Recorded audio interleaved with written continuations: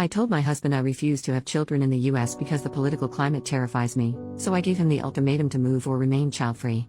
I, 30F, am a dual citizen in the USA, and my husband, 34M, is American. And we have been talking about having children, but the unrest from the election has really changed my mind about having children here ever. No matter the outcome, this is not a financial issue, either. I'm decently well off from my work. I am an engineer. The issue is, this country literally terrifies me right now. It's not the country I moved to in college. It's horrifying, and every day I talk to anyone or walk down the street and see someone talking about their political affiliation here, it makes me seize up. I feel like I'm my great-grandma watching Hitler come into power. She described the realization to me once, and man, it feels eerie. And honestly, it doesn't matter who wins. It's that we're surrounded by people whose views disturb me at this point. We're in red. I've already began looking at houses in Canada. I've been telling my husband for a while, 3 years, that I don't think I want to live here anymore.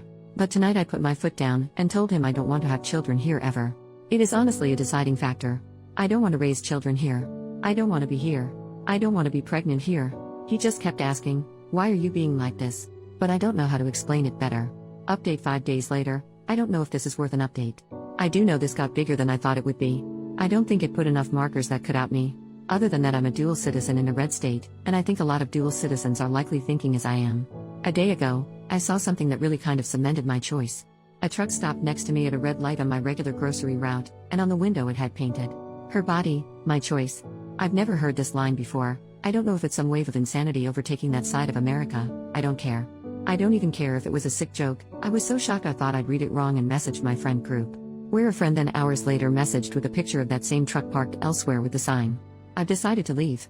I did start this for advice on how to explain why, better to my husband.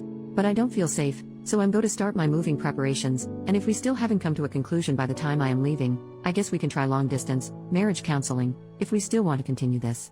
When my friend sent the picture of the car, I showed it to him, and my husband did look disturbed. I don't know if we are going to last, I don't know if he is going to come, but I'm just done with this country. It was that the man who wrote that was confident enough to write that. It's when cruel and sick people get that confident, that I know it's time to leave. So I did tell him today in as many words that I didn't want to stay anymore, and will be leaving. I told him I can't make that choice for him, but for my part, I hope he chooses to come, like I chose to stay for him for as long as I did. I had a planned trip, but I have extended it. I'm going to visit my family for longer to look at areas.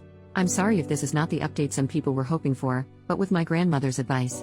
I'm also getting the same feel as when I lived in BC and saw people stay in their homes until the very last minute during the wildfires.